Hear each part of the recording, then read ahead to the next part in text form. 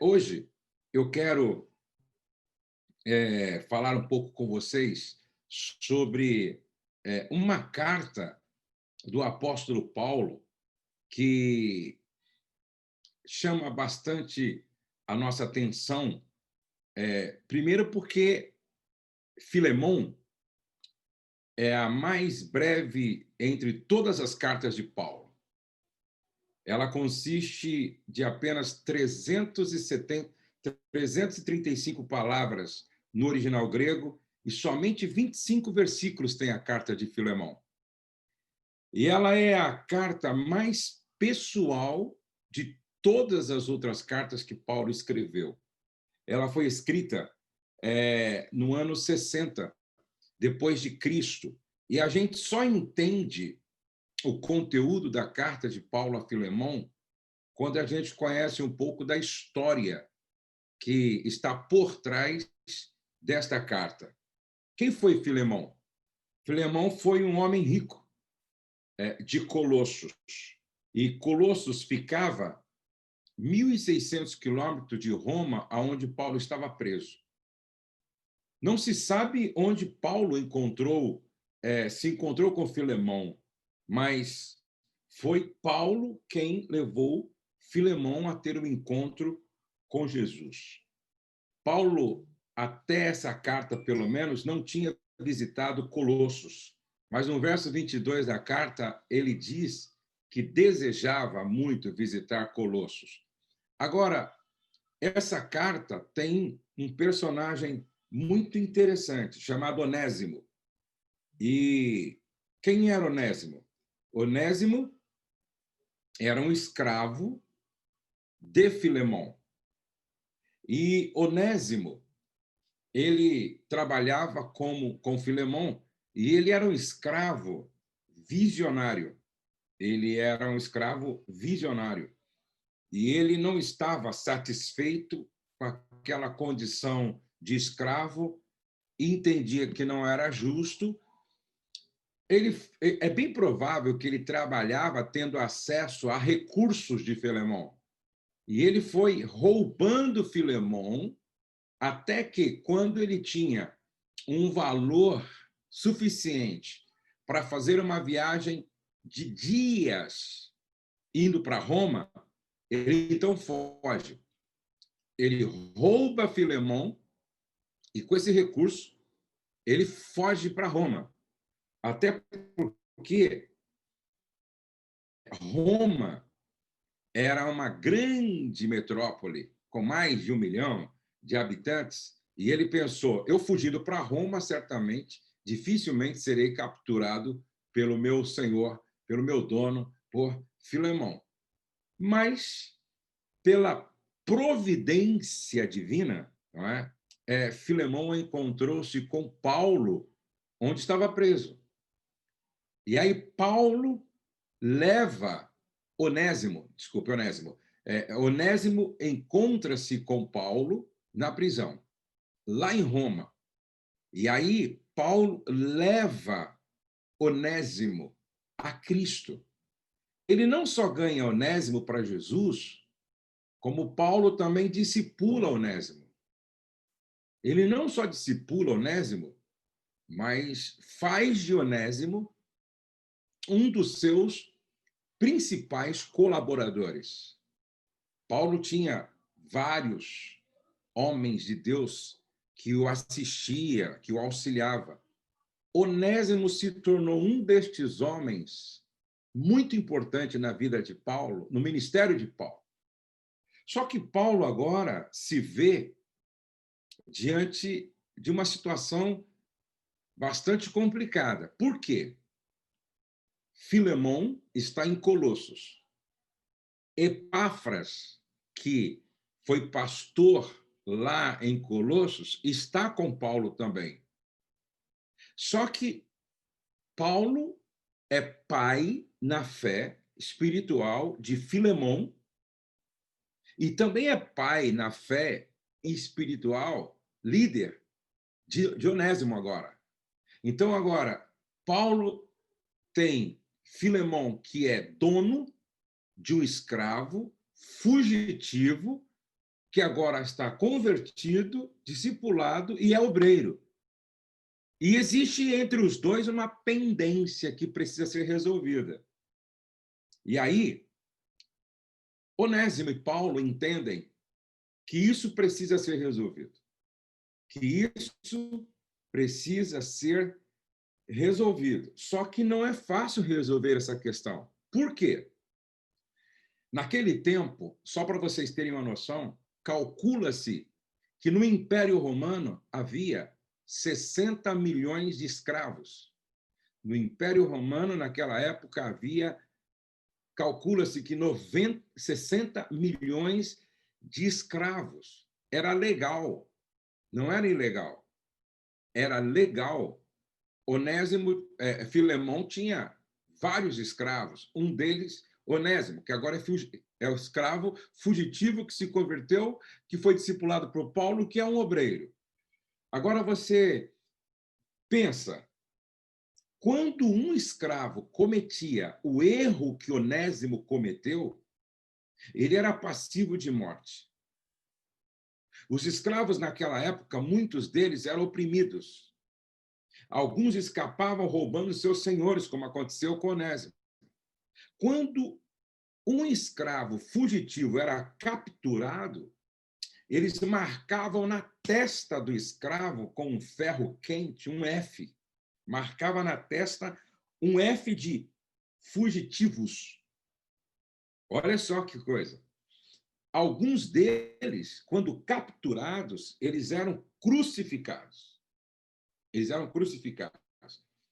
O escravo não tinha nenhum direito. Ele podia até se casar, mas era o Senhor quem tinha autoridade sobre eles para, se fosse necessário, vender a escrava para um, vender o escravo para o outro, separar. Eles não tinham nenhum direito. Não era uma pessoa, mas era apenas uma ferramenta viva. E naquela época, um escravo valia de 500 a 50 mil denários. O mundo romano aceitava a escravidão como algo muito natural. Os escravos não tinham proteção sobre a lei romana. Agora, é interessante que Lightfoot, no seu escrito Epístolas de Paulo aos Colossenses e a Filemão, de Zondervan, na página 321 e 322, ele escreve que 2 ou 3 anos antes de Paulo escrever a Filemão, um escravo matou seu mestre, um senador romano. Presta atenção. Um escravo matou seu mestre, um governador romano. A lei exigia que, quando isso acontecesse, todos os escravos da casa fossem executados junto com aquele que o fez. E esse senador romano, que era o mestre desse escravo, que o assassinou, ele tinha 400 escravos. Presta atenção. Ele tinha 400 escravos.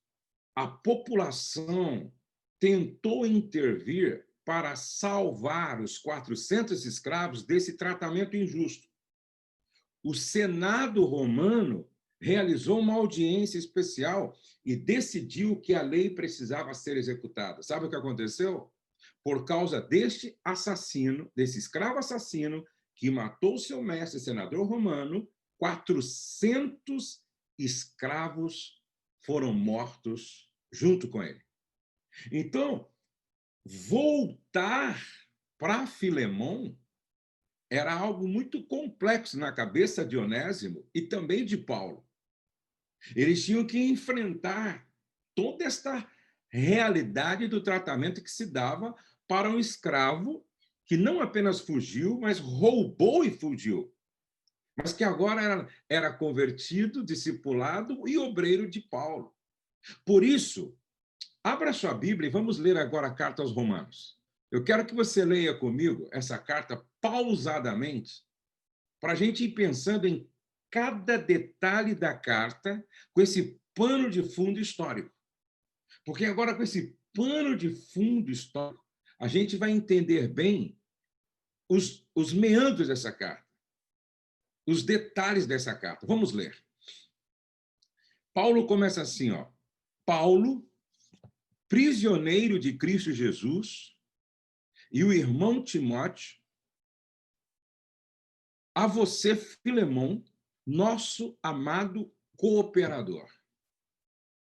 A primeira coisa que nos impressiona nessa carta é a humildade de Paulo.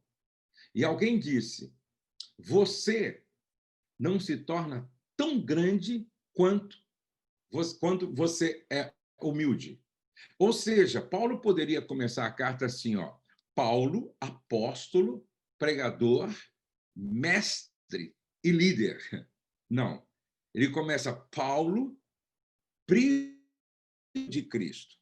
Agora entenda, tudo que Paulo vai escrever a seguir tem um objetivo: preparar o coração de Filemão para receber Timóteo, o que não seria coisa fácil. Verso 2. A irmã Áfia, que segundo os estudiosos, Áfia era esposa de Paulo. E aí você me pergunta, mas se Paulo precisava resolver uma questão entre Onésimo e Filemão, por que ele escreve a carta também para Áfia, esposa de Filemão? Porque o papel da mulher nas decisões determinantes de um líder é preponderante, é fundamental, é decisivo. Ou seja, Paulo também queria apelar para o coração da esposa de Filemão, a irmã Áfia. Não só isso. Arquipo, que provavelmente era o líder, um dos líderes da igreja em Colossos e filho de Filemão, também é mencionado por Paulo. Paulo diz, olha, a irmã Áfia e a Arquipo. Ou seja, Paulo quer resolver uma questão com Filemão, mas ele envolve a esposa e o filho, que provavelmente era um dos líderes da igreja, nosso companheiro de lutas, e a igreja que se reúne com você em sua casa. Então, preste atenção. Paulo precisa resolver uma demanda séria. A volta de um escravo que agora está convertido, discipulado e é obreiro, e ele precisa mexer numa estrutura, certo? Que está construída na cabeça e na cultura daquele povo, daquela gente, naquele lugar.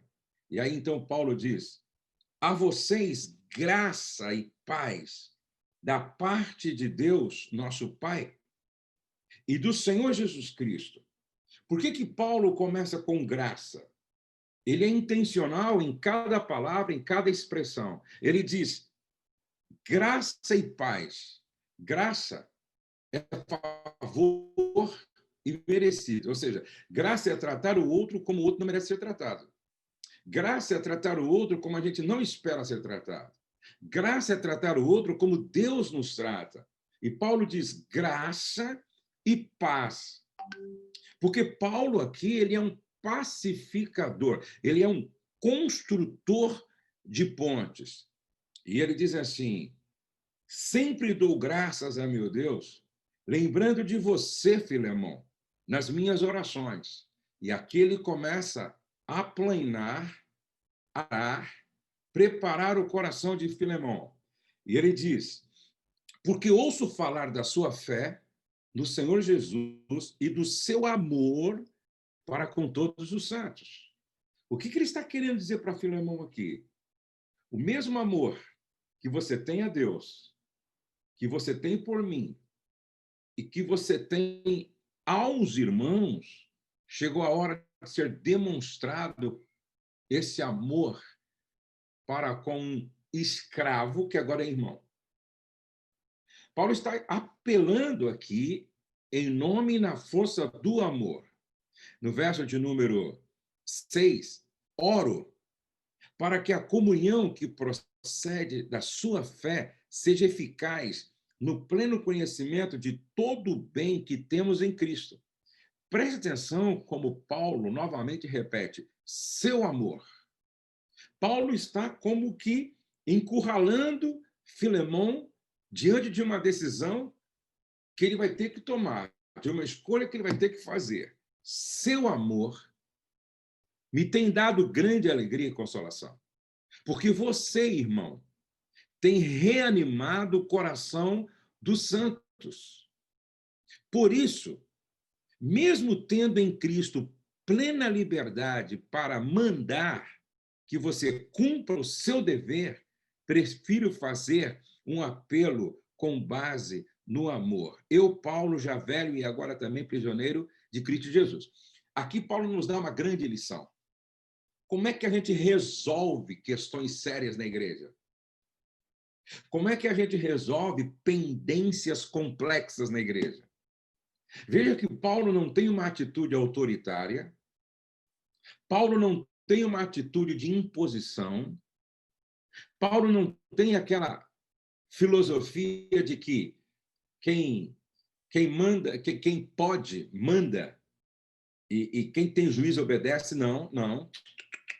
Paulo nos ensina que tudo aquilo que é feito à base de imposição e não é uma atitude procedente do coração, não faz sentido para Deus. Não faz sentido para ele e não fará sentido para Onésimo. Paulo está querendo que a decisão de Filemon seja uma atitude de alguém que entendeu a graça, de alguém que entendeu o amor, de alguém que entendeu o evangelho, de alguém que entendeu a cruz.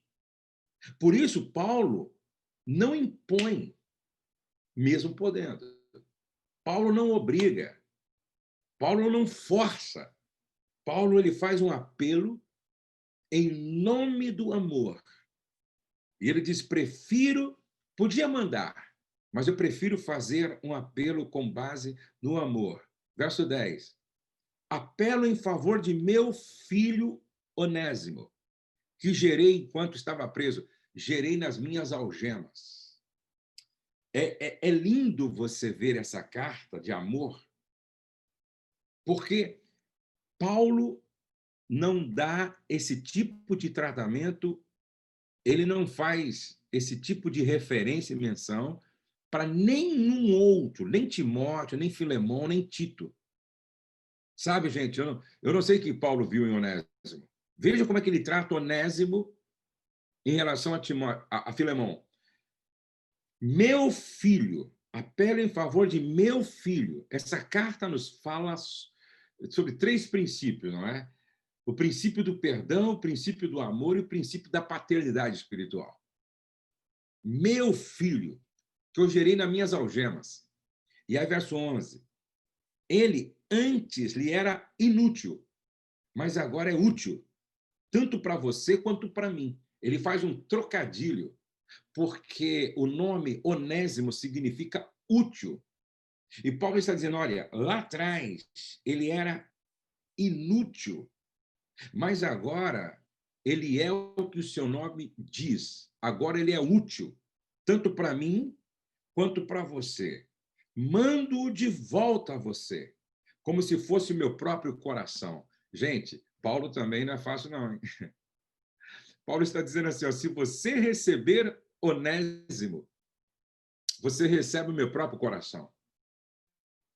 Se você receber Onésimo, você está recebendo como o meu próprio coração. Eu estou mandando o meu coração junto com Onésimo. Agora, veja o que vem a seguir. Gostaria de mantê-lo comigo para que me ajudasse em seu lugar, enquanto estou preso por causa do Evangelho. Paulo está dizendo o seguinte, Onésimo, ele é um cooperador com potencial tão grande para me ajudar, que eu até gostaria de mantê-lo comigo. Mas eu não quis fazê-lo. Olha o respeito de Paulo com Filemão. Olha o respeito de Paulo com aqueles que ele liderava.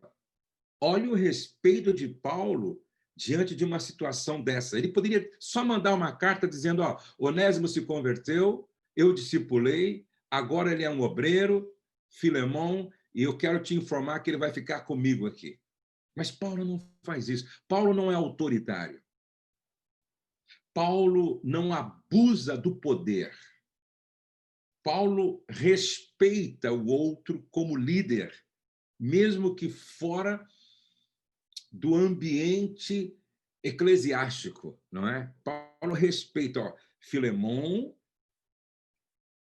era dono de Onésimo, Onésimo fugiu, lhe roubou, existe uma pendência, e não é porque Onésimo se converteu que não deve voltar e resolver essa pendência que ficou lá atrás. Porque a conversão não significa que a pessoa não deva fazer esse caminho de volta para resolver as pendências do passado.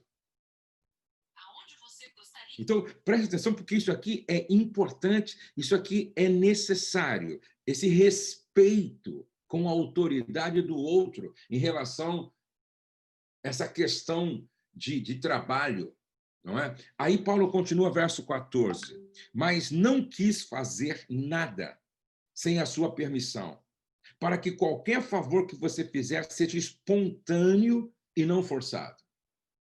Percebe? Paulo não quer nada obrigado. Paulo não quer impor nada. Paulo não quer exigir de forma autoritária nada. Ele quer espontaneidade naquilo que Filemão vai fazer em favor de Onésimo.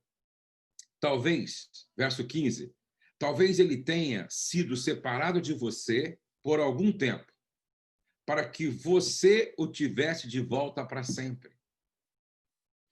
Outro dia eu ouvi alguém dizendo que muitas vezes Deus permite que por um tempo a gente perda, não é? A gente perca uma pessoa que nos era naquele momento necessário, para que ela volte para nós um dia melhor do que saiu.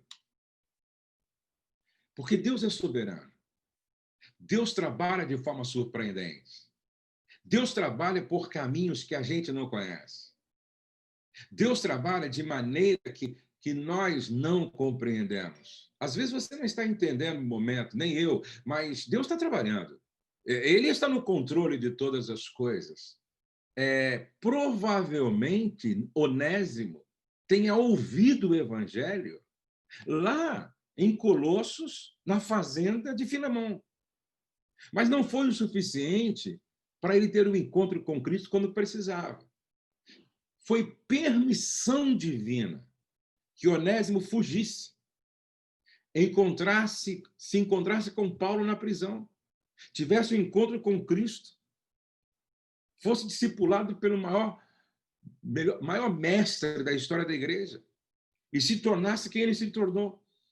Então, Paulo está dizendo aqui, olha, talvez ele tenha sido separado de você por algum tempo, para que você o tivesse de volta para sempre, muito melhor do que ele era.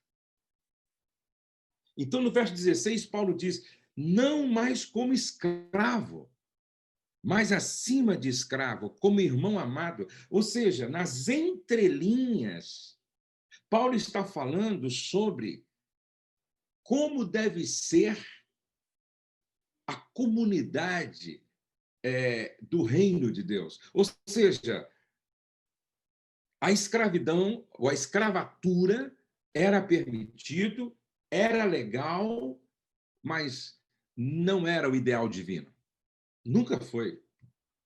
A escravatura, a escravidão nunca foi ideal divino, apesar de existir sempre nas culturas de antigamente. Então, preste atenção que Paulo está dizendo agora para Filemão, não, você não vai recebê-lo como escravo. Você vai recebê-lo como irmão em Cristo Jesus. Não mais como escravo, mas acima de escravo, como irmão amado. Para mim, ele é um irmão muito amado. E ainda mais para você, tanto como pessoa, quanto cristão, como cristão. Assim, se você me considera companheiro na fé, Paulo, Filemão, se você me considera como companheiro na fé, receba-o como se estivesse recebendo a mim. Eu pergunto, qual seria a decisão de Filemão, hein? E é interessante que eu fico imaginando quem que levou essa carta? O próprio Onésimo, não é? O próprio Onésimo levou essa carta com Tíquico, o Tiquico. Eu fico imaginando quando Filemão chegou quando Onésimo chegou na fazenda de Filemão. Sai um escravo. Pois não, quero falar com Filemão, senhor Filemão. Aí o escravo vai lá e diz: senhor Filemão, tem alguém querendo falar com o senhor lá fora. Quando Filemão sai, ele se depara com quem? Com Onésimo. E antes, eu acredito que Onésimo chegou e disse: Shalom, Shalom. E aí, antes de falar com Filemão, Onésimo entrega a carta. E preste atenção que Paulo faz questão de dizer no verso 19: eu, Paulo, escrevo de próprio punho. Geralmente, Paulo ditava para outro escrever. Essa carta, Paulo escreve de próprio punho. Então, quando Filemão desenrola o pergaminho, ele começa: Paulo, prisioneiro de Cristo. Antes que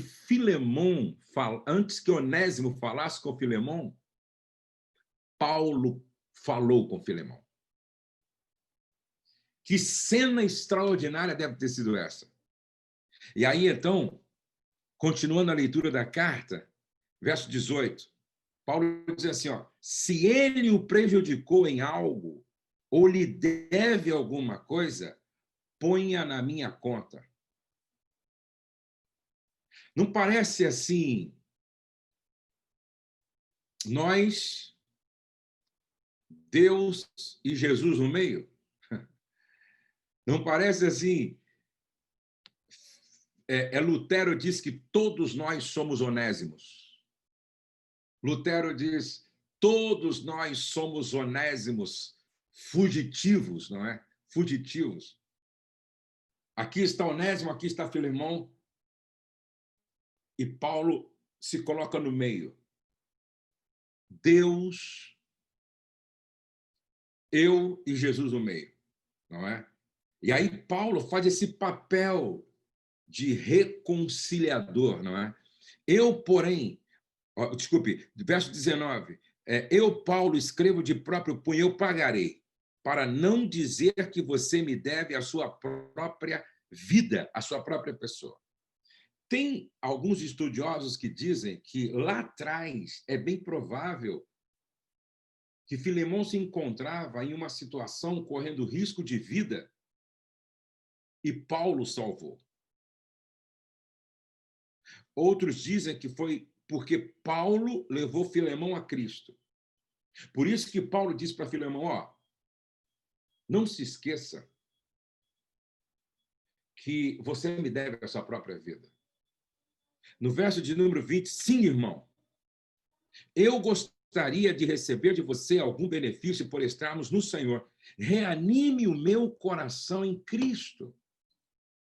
Preste atenção que Paulo está amarrando a fúria de Filemão com os laços do amor, com os laços do amor. No verso 22, além disso, prepara-me um aposento, porque graças às suas orações espero poder ser restituído a vocês.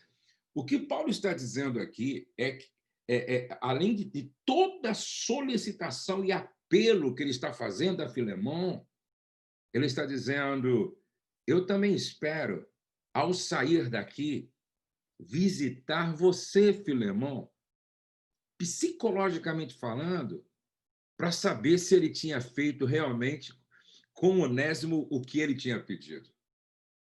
Aí no verso 23, ele diz, Epáfras, que foi pastor de Colossos, meu companheiro de prisão por causa de Cristo Jesus, envia-lhe saudações. Veja que tudo é intencional aqui.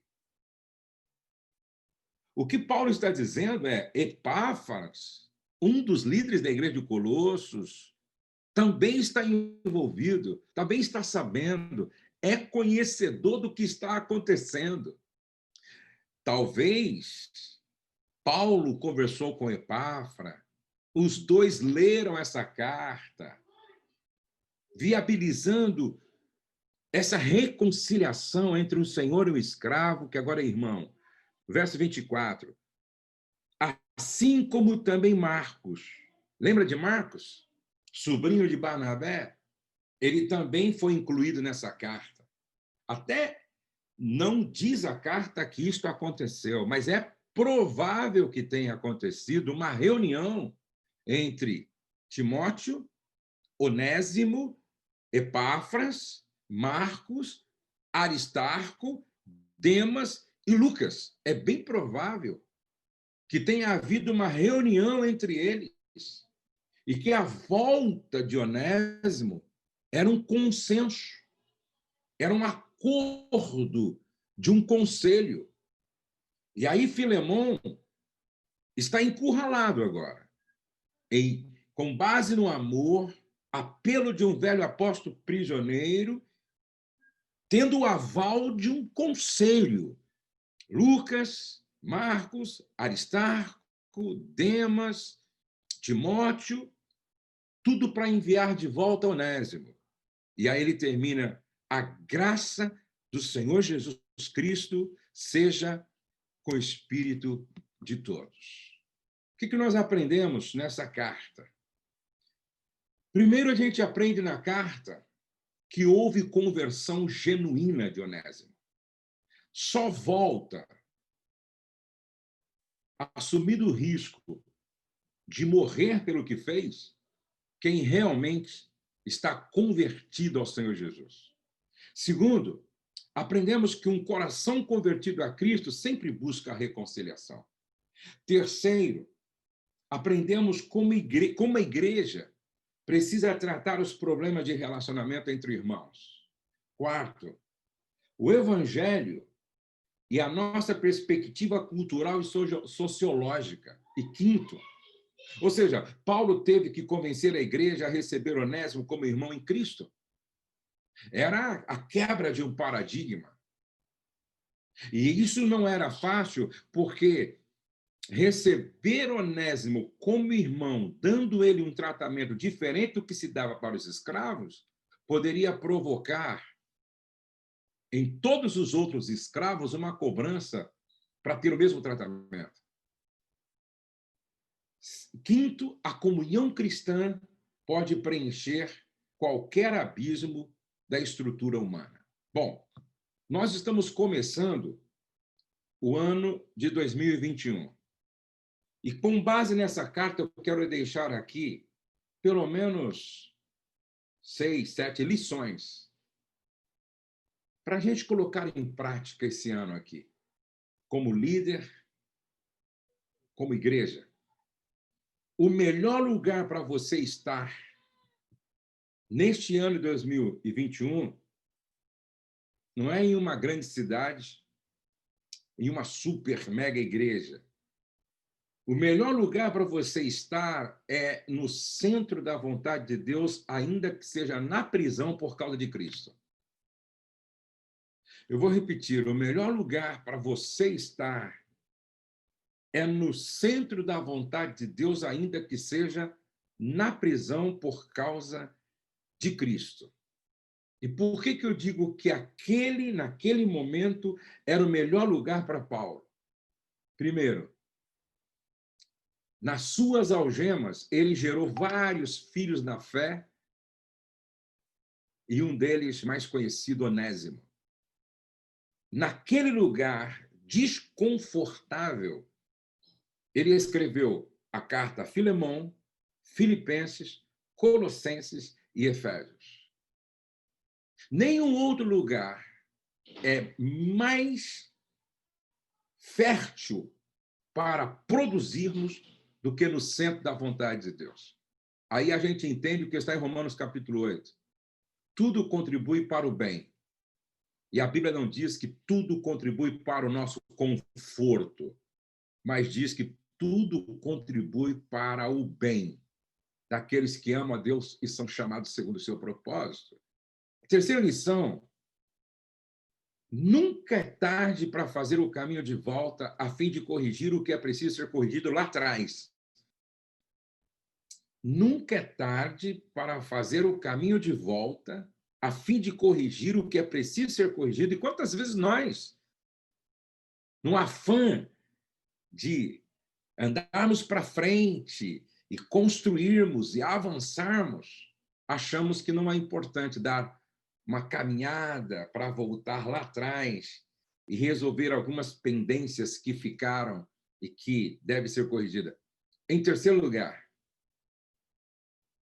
que em 2021 a gente invista mais tempo construindo pontes do que paredes. Que em 2021 a gente invista muito tempo construindo pontes, em vez de investir muito tempo construindo paredes. Que o nosso ministério preponderante em 2021 tenha a marca da reconciliação. Que a gente se coloque no meio de Onésimos e Filemons, promovendo reconciliação. Em quarto lugar, que a humildade seja o valor que oriente todas as nossas decisões. Que a humildade seja o valor que oriente todas as nossas decisões. Nunca você é tão grande como quando você é humilde. Eu gosto disso. Nunca você é tão grande como quando você é humilde. Em quinto lugar, que cada membro da igreja faça da sua casa um pequeno templo, usando o seu lar para a glória de Deus.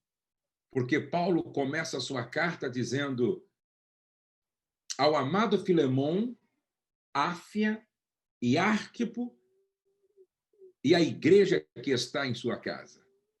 Em sexto lugar, vivamos conscientes de que a expectativa que Deus tem a nosso respeito é muito grande. Eu estava orando ao Senhor e o Espírito, e lendo essa carta, e o Espírito Santo disse assim para mim: Josué, a mesma expectativa que Paulo tinha a respeito de Filemon sobre Timóteo é a expectativa que eu tenho a teu respeito em relação aos seus onésimos. Eu disse: uau! Assim como Paulo esperava um tratamento diferente de Filemon em relação àquele que lhe ofendeu tanto, que lhe prejudicou tanto, que o decepcionou tanto, é a mesma expectativa, Josué, que eu tenho a teu respeito em relação a quem errou tanto com você, te ofendeu tanto, te prejudicou tanto. Assim como Paulo esperava de Filemon uma resposta encharcada de graça, é a resposta que Deus espera de mim em relação àqueles que me ofenderam. E quantas vezes nós somos tão ofendidos, tão prejudicados, tão marcados, tão roubados, e temos muita dificuldade, mesmo que depois esta pessoa revele, mostre frutos de arrependimento e conversão, a gente tem dificuldade de trazê-los para perto de volta. Recebam não como escravo, disse Paulo, mas como irmão em Cristo. A maneira como você vê os outros determina como você os trata. A maneira como você vê os outros determina como você os trata. E sétimo e último, que nós possamos, à semelhança de Paulo, reconhecer as virtudes daqueles que servem a Cristo conosco. Porque Paulo escreve como que uma carta de amor. Amor a Deus, amor a Onésimo e amor a Filemon. E Paulo não economiza palavras para mencionar as virtudes de Filemão. Você é alguém que hospeda a igreja na sua casa. Você tem uma fé extraordinária. Você reanima os irmãos. O teu amor me constrange. Percebe?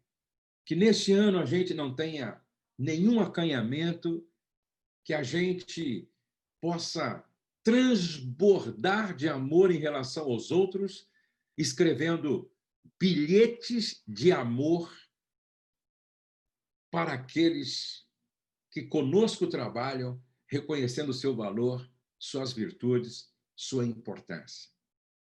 Que nós possamos ser Paulo entre Onésimo e Filemão. E se por acaso a gente se identificar mais como Onésimo, que a gente faça um caminho de volta para corrigir o que precisa ser corrigido.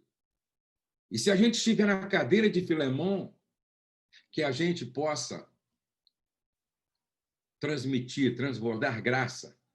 E agora, Irineu, um dos pais da igreja, tem um registro que diz que Onésimo se tornou um dos bispos da igreja de Éfeso. Presta atenção. Quem esteve como bispo em Éfeso? João, discípulo de Jesus. Quem esteve como bispo de Éfeso? Policarpo, discípulo de João. E nessa galeria dos heróis da fé que passaram pela igreja de Éfeso, inclui Onésimo. Isso é maravilhoso. Isso é glorioso. Isso é o poder do Evangelho. Não importa a cadeira que estivemos sentados esse ano, seja de Onésimo, seja de Paulo, ou seja de Filemão, que a gente responda com a mesma graça com a qual Deus nos alcançou e, por isso, aqui estamos servindo a Ele, ocupando um lugar de honra no ministério. Dito isso, eu quero orar com vocês. E eu quero, com base nesse texto e nessa carta tão linda, orar com vocês nessa manhã. Pai, como essa carta nos ensina sobre humildade, nessa atitude de Paulo, que sendo quem ele era, se apresenta como prisioneiro de Cristo e se submete, respeitando uma cadeia hierárquica de autoridade. Porque se ele era autoridade sobre Filemão, Filemão era autoridade sobre Onésimo e Paulo respeita. Como nós aprendemos sobre humildade lendo Paulo, observando Paulo, como nós aprendemos sobre o poder transformador do Evangelho. Porque este homem, Paulo, que lá atrás respirava ameaça contra a igreja, permitindo na morte de Estevão, agora ele transborda de compaixão, generosidade, amor por Onésimo. Como nós aprendemos com Onésimo, que como fruto da sua conversão, ele não aceita continuar caminhando sem consertar uma pendência passada. Nós te louvamos pela vida de Filemão, porque pelo que aconteceu com Onésimo, fica claro que ele não o recebeu como escravo, mas o recebeu como irmão em Cristo. Ó Espírito Santo, somos gratos a Ti pela inspiração desta carta e por estar no cânon sagrado, nos ensinando como resolver problemas na igreja, como tratar alguém que nos ofendeu e nos prejudicou. E que esta graça e amor incondicional seja a marca de cada um de nós neste ano 2021. Obrigado por cada pastor, pastora, cada um daqueles que nesta tarde estiveram conosco e que esta palavra como semente caia no nosso coração, como semente caindo em boa terra e que germine, cresça, floresça e produza frutos que glorifiquem o teu nome. Eu peço que seja assim, no nome de Jesus. Amém e amém. Feliz ano novo para todos vocês e que esse ano seja um ano assim, debaixo de toda a sorte de bênção, pastor Paulo, Evandro, Tiago e todos os pastores, pastor Maurílio, Luiz, a todos vocês. Deus abençoe, queridos.